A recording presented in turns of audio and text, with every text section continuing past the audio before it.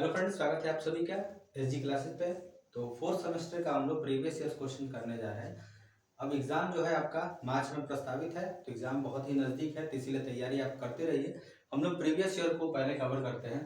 बाकी जो 16, 17, 18, 19 है आपका हो चुका है। अब हम लोग बात करते हैं 20 का। इसमें हम लोग कंप्लीट सोल्यूशन देखेंगे, वस्तुनिष्ठ प्रश्न और सारे प्रश्नों को।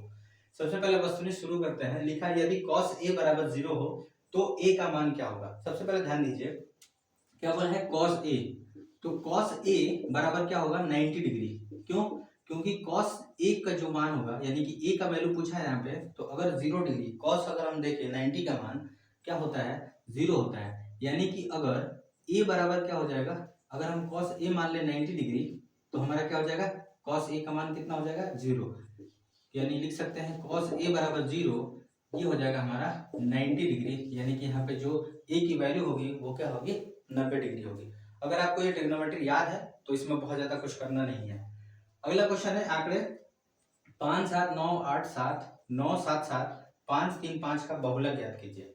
सबसे पहले ध्यान दीजिए बहुलक होता क्या है। बहुलक का मतलब होता है कि वह संख्या जिस भी आंकड़े में सबसे ज्यादा बार रिपीट हुई हो, यानी कि बहुत ज्यादा बार, यानी सबसे ज्यादा बार आई हो। तो देखो 7, देखो 1 बार, 2 बार, 3 बार और 4 बार। 7 कितनी बार आया है 4 बार है। अगर 5 की बात करें तो 1 बार, 2 बार, 3 बार। 5 आया है 3 बार, 9 दो आया है 2 बार में, 8 जो है 1 बार में और 3 1 बार में। यानी कि सबसे ज्यादा बार जो रिपीट हुआ होगा, ठीक है, सबसे ज्यादा बार जो भी आंकड़ा रिपीट हुआ होगा, ज्यादा बार जो आया होगा वो क्या आया है 7 आया है। यानी इसका जो बहुलक होगा क्या हो जाएगा 7। अगर हम कहें कि बहुलक कितना होगा तो 7 होगा। अब आते हैं अगला क्वेश्चन दिया है कि अंडर रूट में बी अपान में ए गुणे अंडर रूट सी अपान बी गुणे या इंटू अंडर रूट में ए अपान सी का मान क्या होगा। तो सबसे पहले ध्यान दीजिए, इसको हम लोग लिख सकते हैं अंडर रूट बी। अगर इसको लिखना हो तो हम लिख सकते हैं कि अंडर रूट बी अपान में अंडर रूट ए, क्योंकि ये दोनों पे जब है अंडर रूट, यानी कि करणी दोनों पे है, तो दोनों में हम क्या कर सकते हैं अलग अलग लिख सकते हैं। फिर गुणे इसको लिखेंगे तो करणी में सी अपान में करणी में बी। फिर गुणे इसको लिखेंगे तो करणी में ए अपान में करणी में सी। अब इस सी से करणी में सी ये कट गया, करणी में ए से करणी ए कट गया, करणी बी से करणी बी ये कट गया, यानी कट के सीधा मान क्या आ गया 1। यानी हमारा आंसर क्या हो जाएगा 1। अगला क्वेश्चन ध्यान से देखिए, कहा है एक वृत्त का व्यास दिया है 12 सेंटीमीटर, तो वृत्त की परिधि ज्ञात कीजिए। ये ध्यान देने वाला है कि जब भी व्यास देता है तो व्यास दिया है तो हमें परिधि निकालने के लिए त्रिज्या की जरूरत पड़ेगी। क्यों? क्योंकि त्रिज्या जो होती है वो व्यास की आधी होती है। तो त्रिज्या बराबर हम लिख सकते हैं व्यास बटा में 2, यानी लिखेंगे 12 बटा में 2। अगर कटा देंगे तो कितना आ जाएगा 6 आ जाएगा। अब त्रिज्या हमारी आ गई 6 सेंटीमीटर। हमें क्या निकालना है परिमाप या परिधि। तो परिधि की जो वृत्त की परिधि होती है उसका सूत्र होता है 2 पाई आर। तो 2 इंटू पाई की वैल्यू होगी 22/7 इंटू आर क्या रख देंगे 6। अगर हम कटना चाहें तो कटा सकते हैं, लेकिन दशमलव में आएगा, इसलिए हम क्या लिख देंगे 6 दूनी 12, 12 पाई, यानी आंसर हमारा आ जाएगा 12 पाई। पाई की वैल्यू हम क्या करेंगे 22/7 ना रखकर सिर्फ पाई भी रहने देंगे। ये आपका हो जाएगा आंसर 12 पाई। अगला 5वां क्वेश्चन कह रहा है कि समानांतर चतुर्भुज के अंतः कोणों का योग कितना होता है। तो समानांतर चतुर्भुज ये आपका बन गया। अब इस समानांतर चतुर्भुज में अंतः कोण क्या होंगे, ये कोण दिख रहा होगा, 4 कोण दिख रहे होंगे। तो चारों कोणों का जो मान होगा, मान लीजिए ए बी सी और डी, ये चारों जो कोण होंगे उनका सम होता है कितना 360 डिग्री। सभी का सम कितना होता है 360। और सम कोण यहाँ देखिए ऑप्शन कैसे बनाया है, एक समकोण। अब समकोण कितने का डिग्री का होगा, अगर ये पता नहीं होगा तो आपका आंसर गलत हो जाएगा। एक समकोण बराबर होता है 90 डिग्री। कितना हो जाएगा 90 डिग्री। तो अब 90 यहाँ पे 90 डिग्री हो गया। 2 समकोण यानी 180, 8 समकोण यानी कि 9 8 72 720 हो गया। 4 समकोण यानी कि 4 गुणे 90 9 चौके 36 360, यानी हमारा आंसर आ जाएगा 4 नंबर। यानी कि 4 समकोण जब मिलेंगे तब जाके क्या बनेगा समानांतर चतुर्भुज के अंतः कोणों का योग बनेगा। अब आपका वस्तुनिष्ठ समाप्त हो गया। अब हम लोग बढ़ते हैं अति लघुत्तरीय प्रश्न की तरफ। अगला क्वेश्चन देखिए, अति लघुत्तरीय प्रश्न करते हैं। सबसे पहला क्वेश्चन लिखा है कि दो सिक्कों को एक साथ उछाला जाता है, दोनों सिक्के पर एक साथ शीर्ष आने की संभावनाएं ज्ञात कीजिए। सबसे पहले जब भी हम सिक्का उछालेंगे तो हमको दो संभावना बन सकती है, या तो एक हेड आ सकता है या तो एक टेल आ सकता है। लेकिन यहाँ पे कह रहा है कि एक साथ दो सिक्कों को उछाला गया है ना, दो सिक्कों को उछाला गया है, तो या तो दोनों बार हेड हेड आ सकता है या तो दोनों बार टेल टेल आ सकता है। फिर तीसरा जो कंडीशन बनेगा, या तो एक हेड टेल आ सकता है या तो एक टेल हेड आ सकता है। यानी कि ये चार कंडीशन क्या होंगी हमारी, बन सकती है। क्या होगा, या तो हेड हेड, या तो टेल टेल, या तो हेड टेल, या टेल और हेड। इन चारों में से हमें क्या पूछा, शीर्ष आने की। शीर्ष यानी कि हेड टू हेड आने की संभावना क्या है, तो हम लिख सकते हैं 1/4। अगर इसको परसेंटेज में अगर बदलना होगा तो हम यहाँ करेंगे परसेंटेज में 100 कर देते हैं, तो 4 से कट जाएगा ये 25 बार में, और ये हो गया हमारा 25% क्या है, चांस है कि हमारा क्या आ सकता है, हेड टू हेड आ सकता है। अब आगे क्वेश्चन बढ़ते हैं। कह रहा है कि एक लंब वृत्तीय बेलन के आधार का क्षेत्रफल दिया है 100 वर्ग सेंटीमीटर। सबसे पहले एक बेलन देखते हैं बना के। ये जो हमारा बेलन है, अब यहाँ से देखिए ध्यान से, इसका कह रहा है कि वृत्त के जो आधार का क्षेत्रफल, ये यहाँ से जो क्षेत्रफल ये है, तो इसका जो क्षेत्रफल है वो कितना दिया हुआ है, 100 सेंटीमीटर दिया है। और यदि बेलन की ऊंचाई यानी ये हाइट दी हुई है कितनी, 10 सेंटीमीटर, हाइट कितनी दी हुई है, 10 सेंटीमीटर, तो इस बेलन का आयतन ज्ञात कीजिए। तो बेलन का जो आयतन होता है, यानी सिलेंडर का जो आयतन होता है, तो लिखेंगे बेलन का आयतन बराबर, यानी सिलेंडर का आयतन बराबर हो जाता है 2 पाई आर स्क्वायर, सॉरी होता है पाई आर स्क्वायर एच। क्या होता है, पाई आर स्क्वायर एच। अब ध्यान से समझिए कि जो इसका बेस है वो बेस क्या है, वृत्त का है। यानी कि वृत्त का जो है, इसमें वृत्त का क्षेत्रफल छिपा हुआ है। अगर वो वृत्त का क्षेत्रफल होता है पाई आर स्क्वायर, तो पाई आर स्क्वायर का मान तो कितना दिया है, 100 दिया है। अब h की मान भी दे दिया, h की वैल्यू भी दिया है कितना, 10। तो हमें आयतन निकालना है, तो सीधे सीधे हम लिख सकते हैं कि आयतन बराबर, ये हमारा जो दिया है कितना दिया है, 100 सेंटीमीटर दे दिया है, और h हमारा दिया है कितना, 10 सेंटीमीटर। यानी कि आयतन बराबर हो गया 100 गुणे 10, हो जाएगा कितना, 1000 सेंटीमीटर ये घन में, यानी आंसर जो आएगा वो 1000 घन सेंटीमीटर आएगा। क्योंकि वृत्त का क्षेत्रफल और हाइट में जब दोनों का आपस में गुणा होगा तो बेलन का आयतन निकल जाएगा। अब आगे बढ़ते हैं अगला नंबर, क्वेश्चन नंबर 8 की तरफ। अगला क्वेश्चन है क्वेश्चन नंबर 8। कह रहा है कि समीकरण x² + 7x + 10 = 0, इस समीकरण को क्या करना है, हल करना है। सबसे पहले ध्यान दीजिए कि हम a का और c का, यानी कि पहले का और तीसरे का क्या कराते हैं, गुणा कराते हैं। तो जैसे ही कराएंगे ये बनेगा हमारा 10x²। अब बीच वाला क्या है, 7x है। यानी हमें ऐसे दो फैक्टर करने होंगे, यानी 10 का दो ऐसे फैक्टर करेंगे जिसका गुणा करने पे, यानी दो ऐसे फैक्टर करेंगे जिसका गुणा करने पे क्या आ जाए, 10x² आ जाए। अब प्लस करने पे कितना आ जाए, 7x आ जाए, यानी 7x आ जाए। तो अगर हम देखें तो 5x और 2x रखें, अब प्लस में लाना है, दोनों क्या हो जाएगा प्लस में, और इसमें क्या लाना है प्लस में, तो 5x और ये 2x दोनों क्या हो जाएंगे, जब 5 दूनी 10 यानी 10x² हो गया, 5 और 2 कितना हो गया, 7x² हो गया। अब यहाँ पे करेंगे x² प्लस, इसको तोड़ेंगे तो हो गया 5x प्लस यहाँ पे हो गया कितना 2x प्लस 10 बराबर 0, ये बराबर में है। अब यहाँ से कॉमन लेंगे, x इसमें है, x इसमें है, यानी कि अगर हम इसको लिखना चाहें तो x इंटू एक्स फिर प्लस 5 इंटू एक्स फिर प्लस 2 इंटू एक्स प्लस 2 गुणे 5 बराबर 0। अब यहाँ से क्या है, x इसमें कॉमन है, x कॉमन है, यानी x और x क्या हो जाएगा, बाहर आ जाएगा। यहाँ पे x बचा होगा और प्लस साथ में 5 बचा होगा, तो ये ब्रैकेट में हो गया। फिर यहाँ प्लस की जगह प्लस, 2 इसमें है और 2 इसमें है, तो दोनों बाहर आ गए। फिर यहाँ बचा कितना, x और प्लस 5 बराबर कितना है, 0। कभी भी दोनों ब्रैकेट में जो होंगे वो संख्याएं क्या होंगी, सेम होंगी, यानी x + 5 यहाँ है तो x + 5 भी यहाँ भी होगा। अब इन दोनों में से क्या रख लेंगे, एक कॉमन लेंगे, यानी x + 5 एक ब्रैकेट में, और दूसरे ब्रैकेट में क्या हो जाएगा, x + 2 बराबर कितना हो जाएगा, 0। अब जैसे इसको 0 के बराबर रखेंगे तो x + 5 बराबर 0, तो x का मान आ जाएगा -5। तो पहला हमारा निकल के आ गया गुणनखंड x -5। दूसरा हो जाएगा x + 2 बराबर 0, तो x बराबर क्या हो जाएगा -2, यानी कि हमारे पास दो निकल कर आ गया x का, एक -5 और एक हो गया -2। अब अगला क्वेश्चन करा, एक वृत्त की त्रिज्या दूसरे वृत्त की त्रिज्या की 4 गुनी है। अगर मान लेते हैं एक वृत्त की त्रिज्या, पहली मान लेते हैं पहला वृत्त है यानी त्रिज्या 1, या लिख सकते हैं r1 बराबर कितना हो गया, ये हो गया।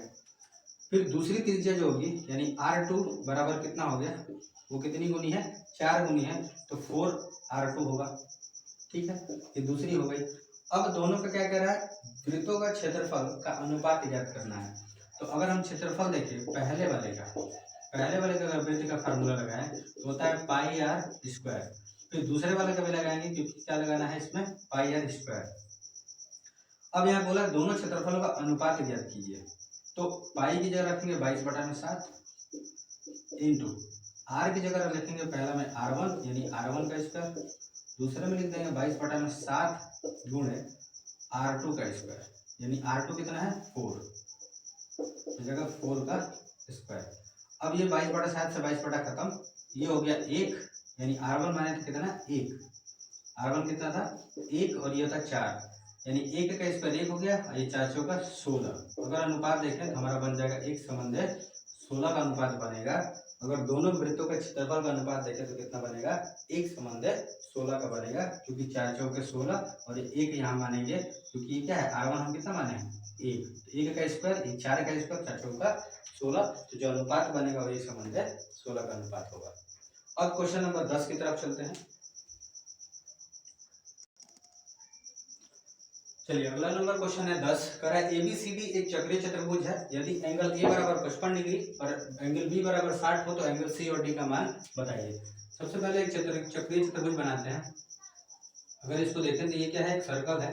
इस सर्कल में जो आपका ये चित्र दिख रहा है ये क्या है, चक्रीय चतुर्भुज है। चक्रीय चतुर्भुज नाम दे दें अगर A, B, C और D, तो एंगल A कितने का है 55 डिग्री, यानी ये कितना है 55 डिग्री। एंगल B जो है वो कितने का है 60 डिग्री का है। तो इसमें पूछा है कि एंगल D और एंगल C बताइए, यानी ये वाले दोनों का आपस में हमें मान बताना है।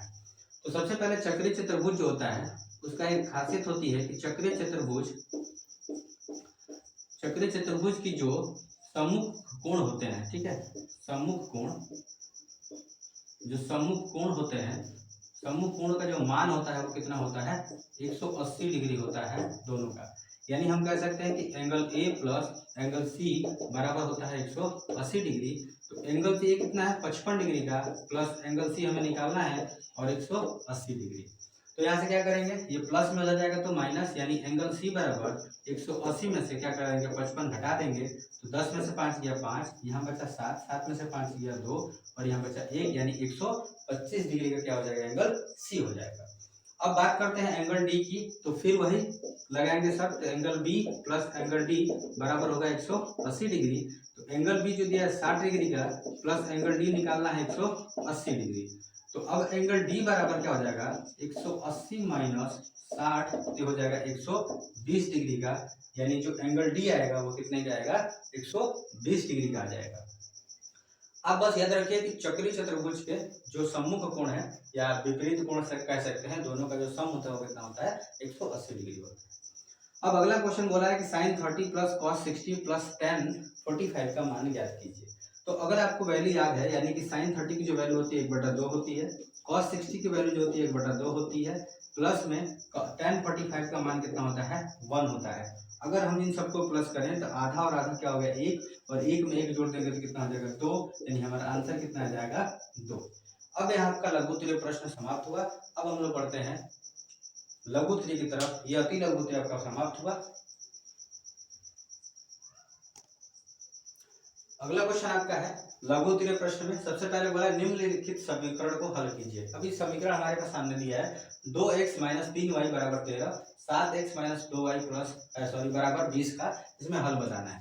तो सबसे पहले देखिए हमारे पास लिखा है 2x माइनस 3y बराबर 13, फिर यहाँ लिखा है 7x माइनस 2y बराबर 20। अब यहाँ ध्यान से देखिए, कोई भी अगर संख्या अगर हम प्लस करते हैं तो कोई भी आपस में क्या होता है कट नहीं सकता है। हमें क्या करना है, किसी एक को कटाना है, चाहे x को कटा दे चाहे y को, यानी कि दोनों का मान क्या करना है बराबर करना है। तो याद रखिए समीकरण में किसी भी पूरे अगर समीकरण में हम किसी संख्या से गुणा करा दे, तो अगर इस संख्या में हम 2 से गुणा करा दे और इस पूरे समीकरण में अगर हम 3 से गुणा करा दे, यानी हम लिख सकते हैं कि समीकरण 1 से 2 पे गुणा कराने पे और समीकरण 2 में हमको 3 से गुणा कराने पर जो हमको रिजल्ट मिलेगा, अब गुणा होगा तो सब में होगा, एक साथ होगा गुणा, यानी कि अगर 2 में गुणा करें तो 4x हो गया, माइनस 2 का 3 में कराएंगे तो 3 दूनी 6y हो जाएगा, बराबर 13 दूनी कितना हो जाएगा 26 हो जाएगा यहाँ पे। फिर उसी तरह 3 का गुणा कराएंगे तो 7 का 21 हो जाएगा, माइनस 3 दूनी कितना हो जाएगा 6y हो जाएगा, बराबर 20 3 कितना हो जाएगा 60। अब इसको हल करते हैं, यहाँ से किसी एक का मान निकालते हैं। तो देखिए अगर हम इसको प्लस करते जाएं तो ये क्या हो जाएगा, अगर हम इसको माइनस करें, सॉरी माइनस करते हैं तो देखिए माइनस करते समय नीचे का जो समीकरण होगा यानी दूसरा वाला जो होगा उसके सारे साइन जो होते हैं चेंज हो जाते हैं। ये प्लस में है तो माइनस हो गया, ये माइनस है तो प्लस, बराबर में, या इसको देखेंगे ये प्लस में तो क्या हो जाएगा माइनस में। अब ध्यान से देखिए ये प्लस में ये माइनस में, जब दो समान संख्या हो जाए और उसका चिन्ह अलग अलग हो जाए तो वो दोनों आपस में कट जाती हैं, ये इसका नियम होता है। अब यहाँ देखिए 4 है, 4 में से अगर हम 21 घटाए यानी ये प्लस में है माइनस में तो हमेशा बड़े में से छोटा घटता है। 21 में से अगर हम 4 घटा दे तो कितना बचेगा 17 बचेगा, और माइनस लगेगा क्योंकि बड़े वाले का साइन क्या है माइनस, यानी 17x बराबर, अगर 60 में से 26 हम घटा दें क्योंकि बड़ा वाला क्या है माइनस का, तो बचेगा 34, और भी किसका माइनस का, तो माइनस से माइनस क्या हो गया खत्म हो गया, यानी x की जब वैल्यू निकालेंगे तो 34 बटा में कितना हो जाएगा 17, 17 दूनी 34। x का जो मान आया कितना आया 2 आया। हमें क्या निकालना है x और y दोनों का मान निकालना है, तो x का मान तो हम निकाल दिए। अब हम किसी एक समीकरण में चाहे 1 पे चाहे 2 पे हम इसको रख दें तो हमारा आंसर y का भी पता चलेगा। जैसे अगर हम यहाँ देखें 2 को, यहाँ लिख सकते हैं 2 गुणे 2 का वैल्यू निकाले हैं 2, यानी यहाँ भी लिख सकते हैं 4, 4 गुणे 2 माइनस 6y बराबर कितना हो जाएगा 26। अभी कितना हो जाएगा 4 दूनी 8 माइनस 6y बराबर कितना हो गया 26। अब ये 8 जो है वो प्लस में उधर जाएगा तो क्या बनेगा माइनस में, तो 6y बराबर 26 में से अगर हम 8 घटा दें तो कितना बचेगा, 16 में से 8 गया 8, यानी बचा 18। अब यहाँ बचा माइनस 6y, माइनस 6y, तो y का मान निकालना है तो कितना हो जाएगा 18 बटा में माइनस 6 कट जाएगा, तो यानी y का मान कितना आ जाएगा -3, और x का मान कितना आया है 2, तो ये हमारा हो जाएगा दोनों x और y का मान। ऐसे ही पूरा क्वेश्चन आपको सॉल्व करना है, तब जाके आपको पूरा नंबर मिलेंगे। अब आगे बढ़ते हैं क्वेश्चन नंबर 13 की तरफ। अगला क्वेश्चन 13 नंबर देखें क्या कह रहा है, कार्य निम्नलिखित सारणी में 40 छात्रों की आयु वर्षों में दी गई है, माध्यिका ज्ञात करना है।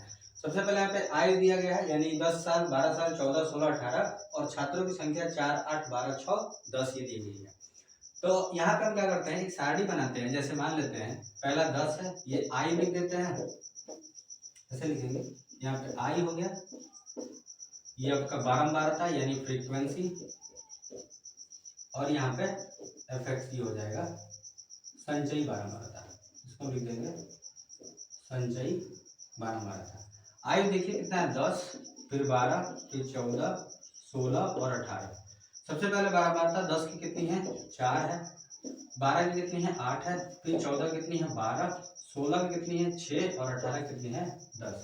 अब जब संचयी बारंबारता निकालते हैं तो सबसे पहला जो बार होगा यानी कि जो बारंबारता होगा वो तो सेम रहेगा, यानी कि 4 का ये संचयी बारंबारता 4 ही होगा, लेकिन जब हम दूसरा लिखेंगे संचयी बारंबारता तो पीछे वाले जो संख्या होगी उसको भी हम क्या करते हैं ऐड करते जाते हैं, यानी कि 12 में 8 में 4 जोड़ेंगे कितना हो जाएगा 12, दूसरे में 12 में फिर 12 जोड़ देंगे तो हो जाएगा 24, फिर 24 में जब छोड़ देंगे तो 30, 30 में तो जोड़ देंगे तो 40, यानी कि जितनी संख्या यहाँ होगी उतना ही यहाँ पे संचयी बारंबारता हमारा आना चाहिए। अगर यहाँ 40 है तो ये भी 40 आना चाहिए, अगर यहाँ 50 है तो ये भी हमारा क्या आना चाहिए 50 आना चाहिए। अब सारी बारंबारता क्या होते हैं क्रम से जुड़ गए, यानी 4 12 24 30 और 40। अब यहाँ से जब क्वेश्चन हम देखते हैं तो हमसे क्या पूछा है माध्यिका पूछा है, तो माध्यिका निकालने के लिए देखिए संख्या जो दी गई है वो कितनी गई है 40, यानी 40 जो है वो क्या है सम संख्या है। तो जब सम संख्या देता है तो हम लोग माध्यिका निकालने का जो फार्मूला लगाते हैं, माध्यिका निकालते हैं क्या, तो उसका हो जाता है 1/2, फिर इसको ब्रैकेट में रखते हैं, उसके बाद ये लिखते हैं n/2 वहाँ पद फिर प्लस n+1/2 वहाँ पद, ये हो जाएगा n/2 पद। अब यहाँ से ध्यान से देखिए जैसे इसको करेंगे तो ये हो जाएगा 1/2, फिर यहाँ पे n अब कितना है 40 है तो 40 हो जाएगा 40/2 पद, उसके बाद प्लस यहाँ 40 और +1 यानी कि ये हो जाएगा वां पद। अब यहाँ देखते हैं तो ये हो जाएगा 1/2 और 40 का ये 20वां पद प्लस ये हो जाएगा 40, यानी कि 20 से घटाएंगे तो 20 और प्लस 1 कितना हो जाएगा 21वां पद। अब इन दोनों को क्या करेंगे, देखेंगे कि 20वां पद कहाँ रहा है। सबसे पहले देखिए संचयी बारंबारता में जब हम 12 से आगे बढ़ते हैं तो 20 जो होगा वो किस में शामिल है और 21 किस में शामिल है। तो ये आपको दिख रहा होगा, ये आपका सॉरी इस वाले में आपका ये क्या दिख रहा है 24 दिख रहा है इस वाले ग्रुप में, यानी कि इसमें जब हम देखेंगे तो ये थोड़ा सा ऊपर हो गया है, इसको हम यहाँ लिख देते हैं, ये हो गया 24। यानी ये जो है इसमें देखिए 21, 22, 23, 24 पूरा क्या आ रहा है शामिल हो रहा है, यानी 20 भी हो रहा है, 20, 21, 22, 23, 24 पूरा शामिल हो रहा है ना। तो ये जो संख्या है यानी 20वां पद कितना हो जाएगा 14 प्लस 21वां पे कितना हो जाएगा, आयु कितनी है 14 साल के बच्चे हैं और बटे में क्या हो जाएगा 2, यानी 1/2 को हम लोग लिख सकते हैं बटे में 2। 14 14 कितना हो गया 28, 28 में 2 से भाग देंगे तो कितना होगा 14, यानी जो हमारा माध्यिका आएगी वो क्या आ जाएगी 14, यानी 14 हो जाएगा। आंसर क्या हो जाएगा आपका 14 है। गलती यहाँ पे मत करिएगा क्योंकि आधा इस पर ध्यान रखिए, आधा करके फिर अगला वाला जो होगा वो आधा में 1 जोड़िएगा, यहाँ पे 41/2 मत करिए नहीं तो गलत हो जाएगा। अब आगे बढ़ते हैं हम लोग क्वेश्चन नंबर 14 की तरफ, यानी 14 की तरफ। अगला क्वेश्चन 14 नंबर है, कह रहा है कि 4 cot का square 45 minus sec square 60 plus sin square 30 का मान बताइए हमें। तो सबसे पहले याद रखेंगे 4 इंटू कॉट स्क्वायर, यानी कि कॉट 45 का मान होता है 1 और 1 का क्या हो जाएगा स्क्वायर, फिर माइनस सेक स्क्वायर 60। अब सेक का जो है सेक का स्क्वायर होता है 2 और 2 का स्क्वायर 60, सेक 60 का मान कितना होता है 2 और फिर इसका क्या कर देंगे स्क्वायर, फिर प्लस साइन 30 का जो मान होता है वो कितना होता है 1/2, अब 1/2 क्या मान कर देंगे होल स्क्वायर यहाँ पे लगा देंगे। अब यहाँ से बात करते हैं कि 4 1 का स्क्वायर करेंगे तो 1 ही होगा, 4 माइनस 2 दूनी के फिर भी 4 हो जाएगा, फिर प्लस 1 का स्क्वायर 1, 1/4।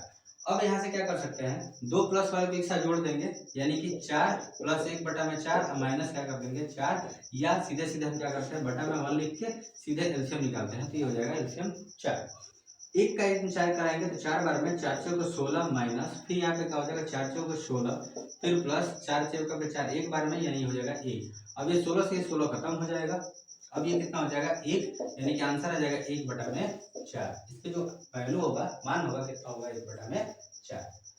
अगला क्वेश्चन देखिए, घनाभ की माप दी गई है 98, 42 और 18 सेंटीमीटर, इसके आयतन के बराबर घन की भुजा बतानी है। तो ध्यान रखिए पहले जो भी आयतन होता है घनाभ का, ये किसकी लंबाई जुड़े ऊंचाई दी होती है किसकी है घनाभ की।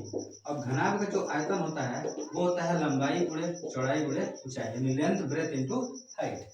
अब यह लेंथ दिया गया कितना 98 गुणे 42 फिर गुणे 14। अब इसका पूछा है कि इसका मान बताइए।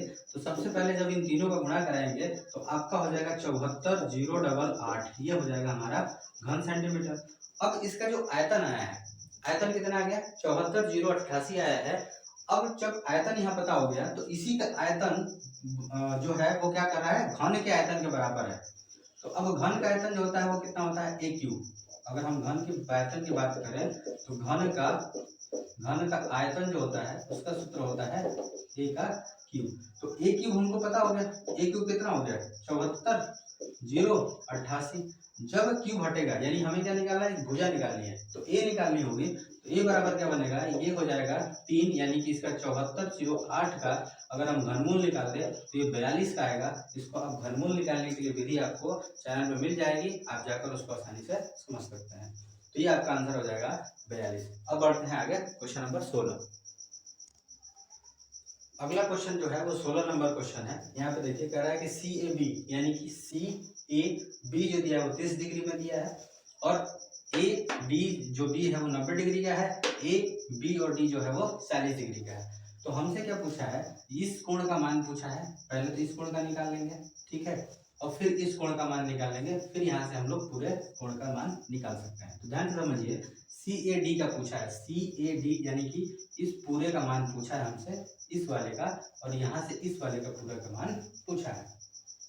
तो ध्यान से समझिए, अगर यहाँ पे देखें तो ए सी बी एक त्रिभुज बन रहा है, यानी त्रिभुज सी ए बी में अगर एंगल जो है वो सी है 90 डिग्री का, एंगल ए जो है वो 30 डिग्री का, और एंगल बी निकालेंगे तो कितना हो जाएगा, क्योंकि त्रिभुज के तीनों अंतःकोणों का योग कितना होता है 180 होता है, यानी हम लिख सकते हैं कि angle a plus angle b plus angle c बराबर 180 डिग्री।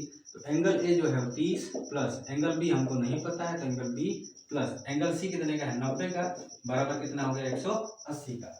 तो एंगल बी बराबर कितना हो जाएगा 9 और 3 12, यानी कि 180 में से 120 घटा देंगे तो कितना हो जाएगा 60 डिग्री का, ये आपका हो जाएगा एंगल बी। अब यहाँ से जब एंगल बी पता चल गया, यानी कि ये हमारा पता चल गया 60 डिग्री, तो अगर हम इस पूरे की बात करें तो एंगल सी बी डी जो हो जाएगा 60 प्लस 40 कितना हो जाएगा 100 डिग्री का, ये हो गया, पहला निकल गया। अब यहाँ से बात करते हैं इस एंगल की, तो यहाँ पे ट्रायंगल बन रहा है ए बी डी। अब फिर बात करते हैं एंगल ए बी और डी। इसमें क्या हुआ, एंगल ए जो दिया है वो हमको नहीं पता है, ये वाला कोण हमें नहीं पता है। एंगल जो बी है वो पता है 40 डिग्री का, एंगल जो डी है वो पता है हमें 90 डिग्री का, ठीक है। फिर यहाँ पे तीनों त्रिभुज त्रिभुज के अंतःकोणों का योग कितना होता है 180 होता है। तो angle a plus angle b plus angle d बराबर हो गया 180 डिग्री।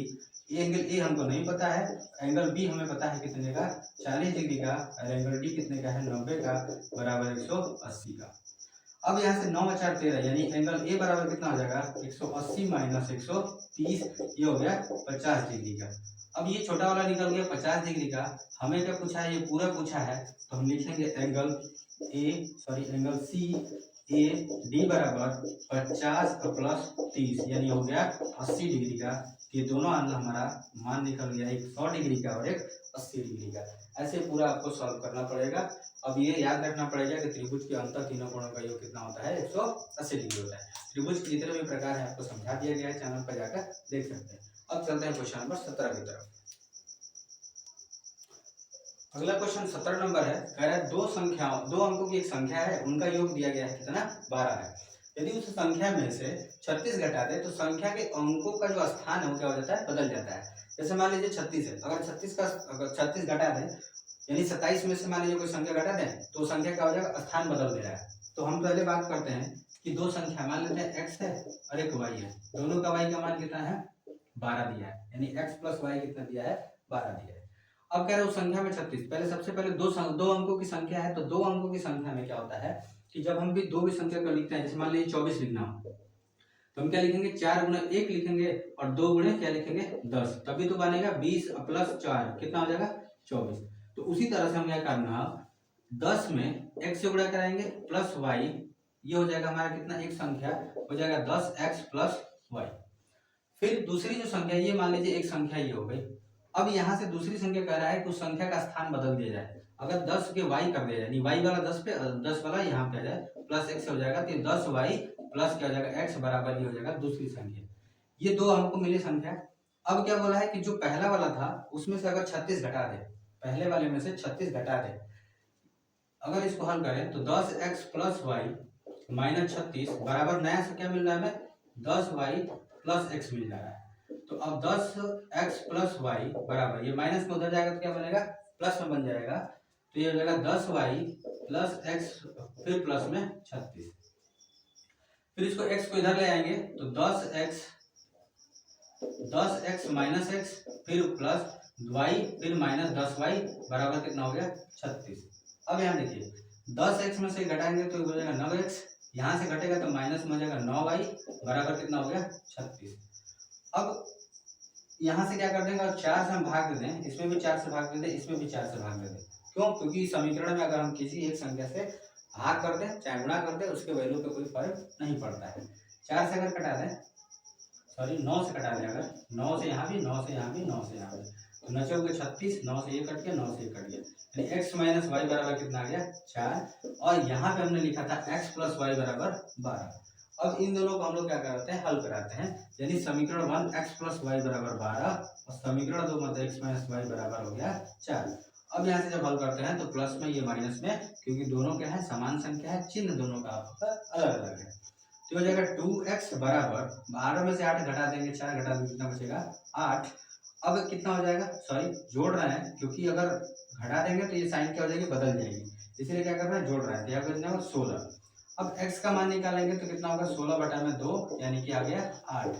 अब जब x का मान 8 आ गया तो किसी एक पर रख सकते हैं, या तो यहाँ रख दें चाहे वहां रख दें। अब x का मान हो गया 8, तो 8 प्लस y बराबर कितना हो गया 12। अब यहाँ एक y बराबर क्या हो जाएगा, 8 जाएगा उधर माइनस में, x माइनस 8 बराबर कितना हो गया 4। यानी कि अगर हम आबाद करें तो संख्या x का मान हो गया 8 और y का मान हो गया 4। हमें उस संख्या ज्ञात करनी थी, तो यहाँ से हम रख सकते हैं, यहाँ पे अगर हम रखें तो 10 यानी कि x का मान निकालना है 8, तो 8 गुणे 10 कर दें, फिर प्लस 4 यानी कि 80 और प्लस कितना हो गया 4 हो गया 84। अगर इस 84 में से अगर हम 84 में से 36 घटा लें, यानी देख सकते हैं अगर 84 में से 36 घटा दें तो क्या हमारा 48 आ रहा है कि नहीं आ रहा है। तो 14 में से 6 गया 8, यहाँ बचा 7, 7 में से 3 गया 4, यानी हमारा संख्या 48 आ रहा है। तो इसीलिए आंसर क्या हो जाएगा 44, यानी वो संख्या क्या है हमारी 84 है, यानी 84 है। अब चलते हैं क्वेश्चन नंबर 18 की तरफ। लास्ट क्वेश्चन जो है आपका, अगला क्वेश्चन लास्ट है, कह रहा 3 मीटर व्यास का 14 सेंटीमीटर गहरा कुआं 30 रुपया प्रति घन मीटर की दर से खोदने में कितना खर्चा होगा। अगर मान लीजिए कुआं है, यहाँ से अगर देख लें यहाँ से, तो ये इसका बेस हो गया और ये इसकी ऊपर की हो गई। अब बोला है कि व्यास दिया हुआ है इसका पूरा पूरा कितना 3 सेंटीमीटर। तो अगर व्यास दिया हुआ है 3 मीटर दिया हुआ है, तो त्रिज्या क्या बनेगी, त्रिज्या यानी आर जो होगी वो ये डायमीटर दिया हुआ है, तो आर जो निकलेगा वो जगह 3/2 मीटर। अब यहाँ पे क्या बोला है 14 मीटर गहरा है, यानी कि इसकी जो हाइट दी गई है वो कितनी गई है 14 मीटर में दी गई है। तो यहाँ से हम क्या निकालेंगे आयतन, क्योंकि जो खर्चा हो रहा है वो घन मीटर में खर्चा हो रहा है, तो आयतन होता है पाई आर स्क्वायर एच। तो पाई की वैल्यू 22/7 गुणे आर की जो वैल्यू निकाले है कितना है 3/2, यानी 3/2 फिर 3/2 गुणे हाइट जो है वो कितनी है 14 है। 7 से कटा देंगे तो 7 दूनी 14, 2 से 2 कट गया, फिर यहाँ 2 से कटा देंगे 11 12 में 11 से 33, 33 से कितना हो गया 99, ये हमारा हो गया 99 मीटर। अब ये हमारा क्या आया आयतन है, लेकिन खर्चा कितना है 30 रुपए के हिसाब से, यानी लिखेंगे कुल खर्चे बराबर, कुल जो खर्च होगा वो कितना होगा 99 गुणे 30, तो 0 का 0, 29 27 के साथ हासिल 2, 29 27 28 29, यानी हमारा आंसर हो जाएगा 2970 रुपया कुल आएगा। तो दोस्तों अब हमारा यहाँ पे समाप्त हुआ क्वेश्चन 2020 का पूरा कंप्लीट। फिर मिलते हैं आपको अगले वीडियो में। लाइक कीजिए, शेयर कीजिए हमारे एचसी क्लासेस को। धन्यवाद।